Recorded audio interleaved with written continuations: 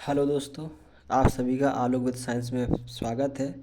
मैं आपको बता दूं, जो कक्षा 10 विज्ञान का पेपर था उसमें वो भाग से अभी तक आपको मैंने 20 क्वेश्चनों के आंसर बता दिए थे। वो भाग सेकंड में जो रसायन विज्ञान का पार्ट होता है, इसमें 25 नंबर जो प्रश्न पूछा गया था, 25 में पूछा गया था निम्नलिखित यौगिकों के संरचनात्मक सूत्र लिखिए। तो इसमें पहला था आपका एथेनोइक अम्ल का संरचना सूत्र लिखना है, मेथेनल का संरचना सूत्र लिखना है, 1 क्लोरोप्रोपेन का संरचना सूत्र लिखना है, और चौथा आपका है नाइट्रोमेथेन का संरचना सूत्र लिखिए। तो यहाँ मैं आपको बता दूँ, पहला जो आपका दिया गया है एथेनोइक अम्ल का संरचना सूत्र। तो पहला जो आपका है एथेनोइक अम्ल का संरचना सूत्र है, इसका आपको नाम बता दें, ये तो एक आयुपेशी नाम है। अब इसकी संरचना सूत्र जो एक अभी आपने सुना हो एसीटिक अम्ल है, होता क्या है एसीटिक, जो एसीटिक अम्ल होता है उसी को हम एथेनोइक अम्ल के नाम से भी जानते हैं। तो यहाँ आपको बता दें, इसका जो संरचना सूत्र आपको लिखना था वो था आपका CH3C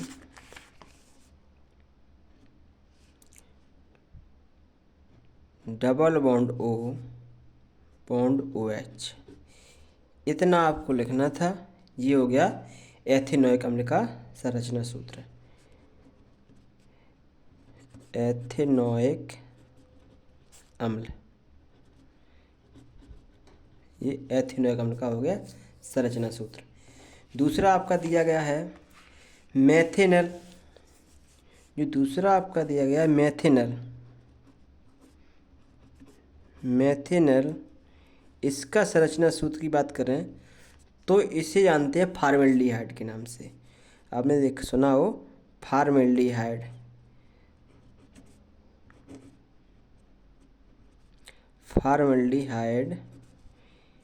इसी को फॉर्मेल्डिहाइड कहते हैं। इसका जो संरचना सूत्र होता है HCHO, ये आपको लिखना था। तीसरा आपका दिया गया 1 क्लोरोप्रोपेन, तीसरा आपका है 1 क्लोरोप्रोपेन, 1 क्लोरोप्रोपेन। इसका संरचना सूत्र का इसमें साधारण बात करें, इसमें जिस प्रोपेन की बात करते हैं तो जो एक अगर कार्बन होता है तो इसको बोलते हैं मैथ, एक कार्बन है तो इसे बोलते हैं मैथ। अगर 2 कार्बन हो जाएं, कार्बन की संख्या कितनी हो जाए, कार्बन की संख्या 2 हो जाए C2, तो इसे बोलते हैं एथ। या कार्बन की संख्या यहाँ 3 हो जाए तो बोलते हैं प्रोप। अब यहाँ सिंगल अगर बॉन्ड सभी जुड़े हुए हैं तो प्रोपेन। तो 1 क्लोरोप्रोपेन का एक सूत्र होता है C3H7Cl, इसका ये सूत्र है। अब संरचना कैसे इसकी बनाने हैं, तो हमें बनाने C बॉन्ड H, फिर से मैंने लिखना है C बॉन्ड H, फिर से लिखना है C बॉन्ड H, यहाँ जोड़ना है Cl। तो यहाँ पे जो कार्बन की संख्या है 1 2 3 कार्बन संख्या हो चुकी है, H7 है तो 1 2 3 4 5 6 7, H7 है, क्लोरीन संख्या 1 है, तो ये आपकी होगी 1 क्लोरोप्रोपेन की संरचना सूत्र। और चौथा जो आपका दिया गया है, चौथा आपका नाइट्रोमेथेन का सूत्र है।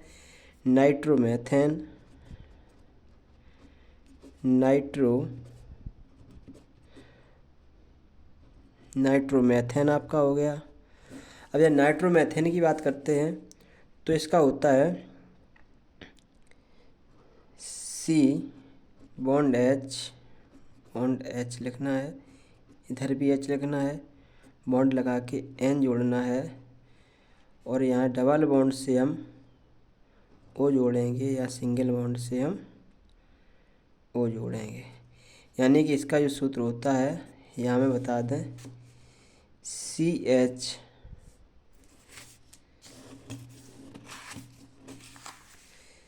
CH3NO2 ये होता है। ये आपके 25 के चारों क्वेश्चन सॉल्व हुए। आगे देखिए, इसमें आगे देखिए 27वां प्रश्न है, निम्नलिखित यौगिकों का IUPAC नाम लिखिए। तो यहाँ मैं आपको बता दूँ, इस IUPAC नाम इसमें पहला जो दिया गया है HCHO। हमने अभी अभी बताया आपको, एक फॉर्मेल्डिहाइड होता है और इसी को हम बोलते हैं मेथिनल। क्या बोलते हैं?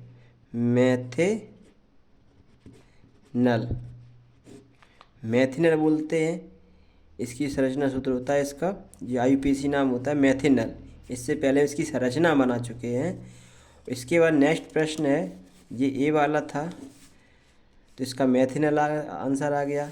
इसमें जो आपका था बी वाला ऑप्शन है, यानी कि कार्बनिक संख्या 3 है तो यह बोलोगे मैथ एथ प्रोप, यानी कार्बन संख्या 3 है तो यहाँ प्रोप बोलेंगे। क्या बोलेंगे? प्रोप। अब यहाँ पर क्या है, पहले कार्बन में डबल बॉन्ड लगा हुआ है, तो डबल बॉन्ड होने के कारण जो जहाँ डबल बॉन्ड होते हैं वहाँ इन का अर्थ निकलता है। किसका निकलता है? इन का। तो हम यहाँ कह सकते हैं प्रोपीन। तो इसका IUPAC नाम हो जाएगा प्रोपीन। ठीक है भाई, ये तो आपका 27 के दोनों क्वेश्चन हो गए। देखिए आगे 27 में जो अथवा में पूछा गया है, निम्नलिखित पर संक्षिप्त टिप्पणियाँ लिखिए। तो यहाँ बताते हैं, पहला है द्विविस्थापन अपक्रिया, सेकंड है इसमें उदासीनीकरण अपक्रिया क्या है, और तीसरा है योगात्मक अपक्रिया क्या है। तो यानी कि इन पर टिप्पणी लिखनी है। तो मैं आपको बता दें इनकी डेफिनेशन, सबसे पहले इनकी डेफिनेशन लिखनी है। तो पहला आपका आ गया द्विविस्थापन अपक्रिया। तो इसमें बता दें द्विविस्थापन अपक्रिया,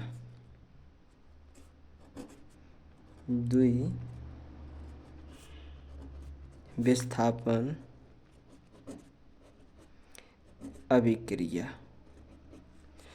तो इसमें क्या होता है मैं आपको बता दूं, द्विविस्थापन अभिक्रिया में तो इसे किस तरह लिखना है, यानी कि बे रासायनिक अभिक्रियाएं। मैं आपको बता दूं, बे रासायनिक अभिक्रियाएं, रासायनिक अभिक्रियाएं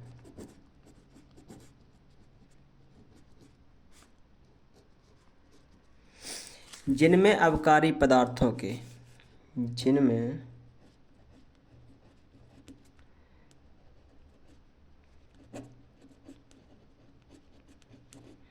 अभिकारी पदार्थों के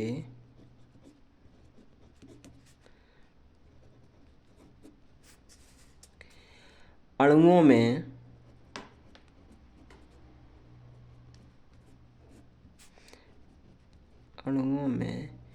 दो या भिन्न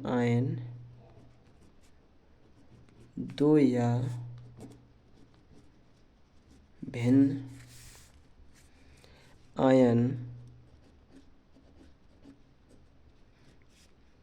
अथवा परमाणुओं का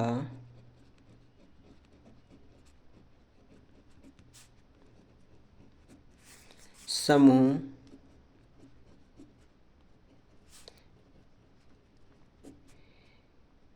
एक दूसरे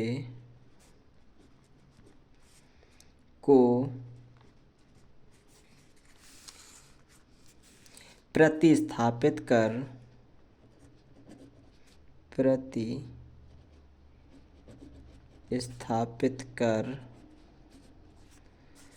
नए उत्पादों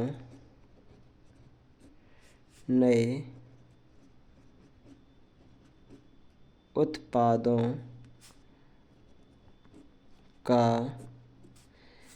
निर्माण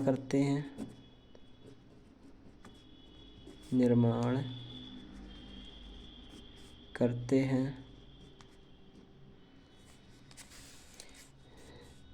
द्विविस्थापन अपक्रियाएं कहलाती हैं। द्विविस्थापन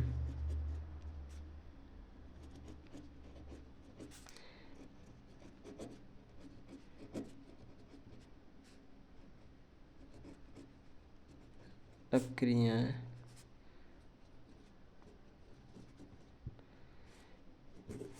कहलाती हैं।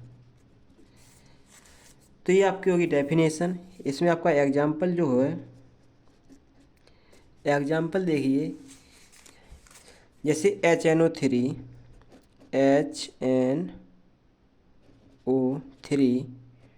प्लस NaOH, इसकी क्रिया इसके साथ करा दें तो इसमें क्या होता है, ये क्या है, ये दोनों क्रिया कराने पर क्या प्राप्त हुआ देखिए। इसमें क्या है, इसमें HNO3 Na और NO3 ये बन गया लवण। क्या बन गया, ये बन गया लवण। ये OH यानी मिल करके ये प्लस में ये हो गया जल बाहर, H2O, ये लिक्विड है, ये हो गया बाहर। इसकी इतना लिखना था आपको। ये टिप्पणी हो गई आपकी। देखिए इसमें सेकंड वाला जो है उदासीनीकरण क्रिया, तो उदासीनीकरण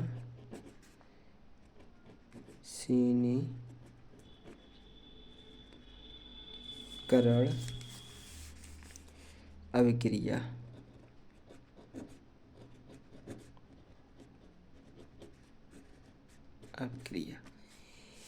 इसमें देखिए, यानी कि जब हाइड्रोक्लोरिक अम्ल के जलीय विलयन में, बता दें, जब हाइड्रोक्लोरिक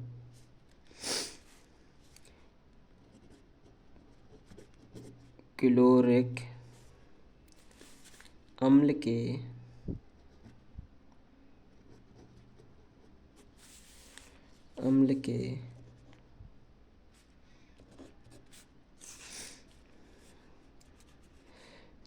जलीय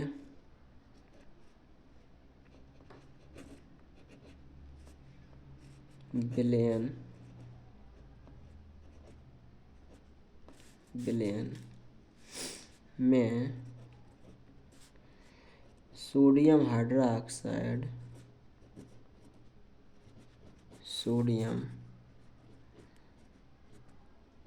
हाइड्रोक्साइड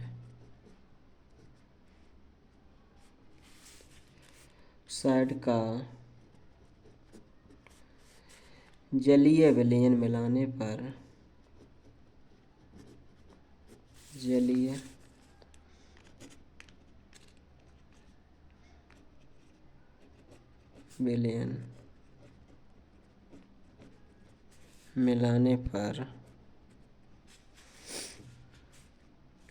जब जलीय विलयन मिलाया जाता है तो क्या बनता है, सोडियम क्लोराइड बनता है। क्या बनता है,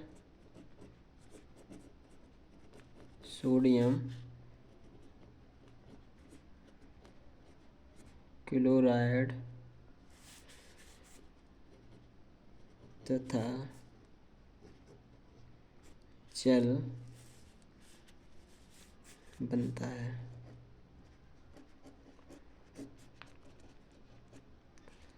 तो ये बनता, तो इस अभिक्रिया को इस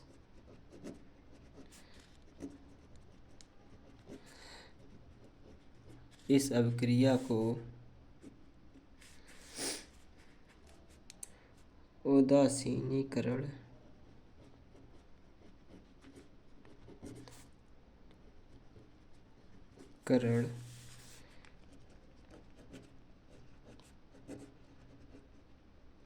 अभिक्रिया कहा जाता है।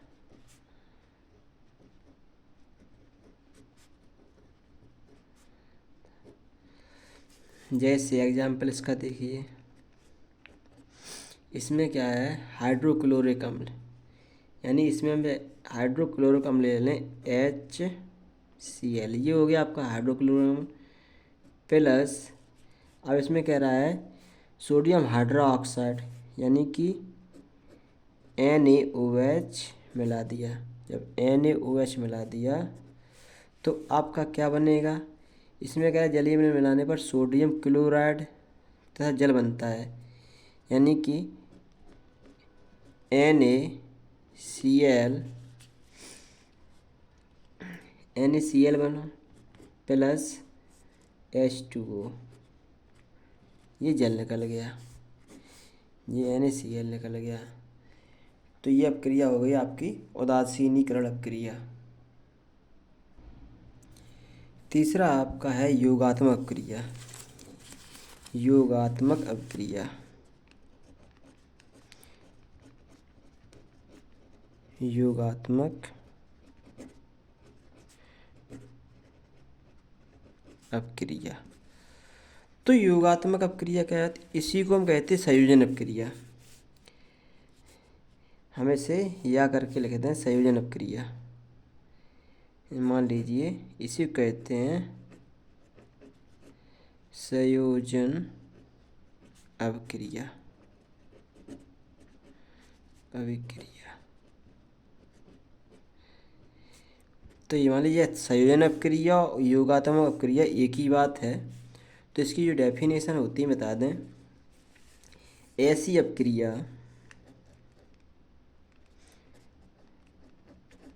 ऐसी अपक्रिया जिसमें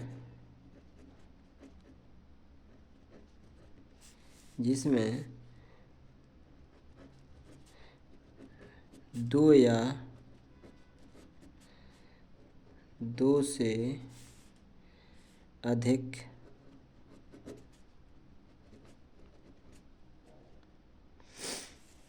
अभिकारक मिलकर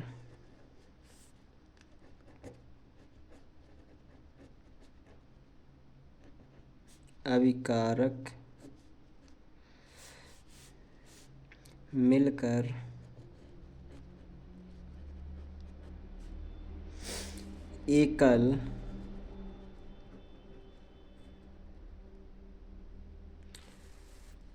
उत्पाद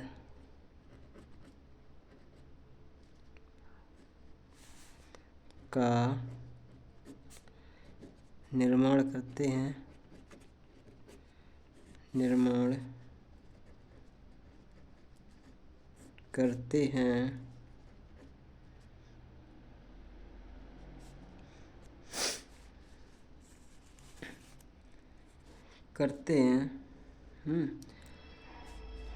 उसे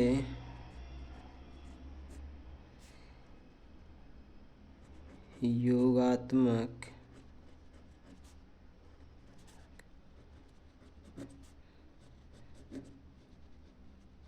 अपक्रिया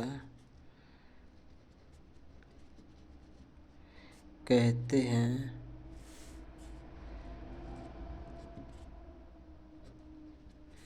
ये तो आपकी होगी डेफिनेशन।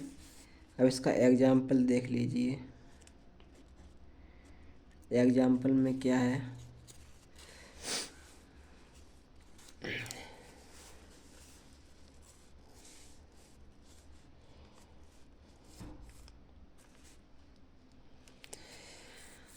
एग्जाम्पल में जैसे आपका है कैल्शियम हाइड्रोक्साइड ले लो, CaOH का होल ट्वाइस, ये हो गया कैल्शियम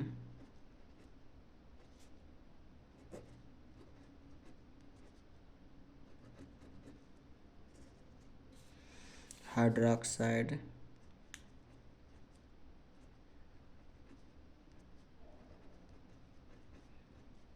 हो गया प्लस CO2, इसे बोलते कार्बन डाइऑक्साइड, एरो, ये बन गया CaCO3, ये बोला कैल्शियम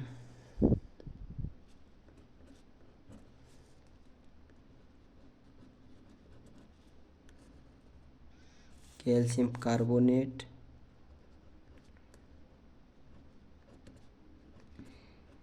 ये बन गया कैल्शियम कार्बोनेट। और ये आपका निकल गया प्लस में जल H2O। ये लिक्विड फॉर्म में है। और ये आपका है सॉल्यूशन फॉर्म में, सॉलिड है, सब्सटेंट है। ये आपका गैस है, और गैस मान लीजिए। तो ये आपकी हो गई तीनों अपक्रियाएँ, मैंने आपको बता दी। तो ध्यान से समझ में लेना, और जो भी आगे क्वेश्चन है वो आपको बताए जाएंगे। अभी तो इतने ही क्वेश्चन हैं आपके लिए। इसमें जो क्वेश्चन रह गए हैं वो आपको अगली वीडियो में मिल जाएंगे। अगर मेरी वीडियो अच्छी लगी हो तो मेरे चैनल को लाइक और सब्सक्राइब करें। Thank you.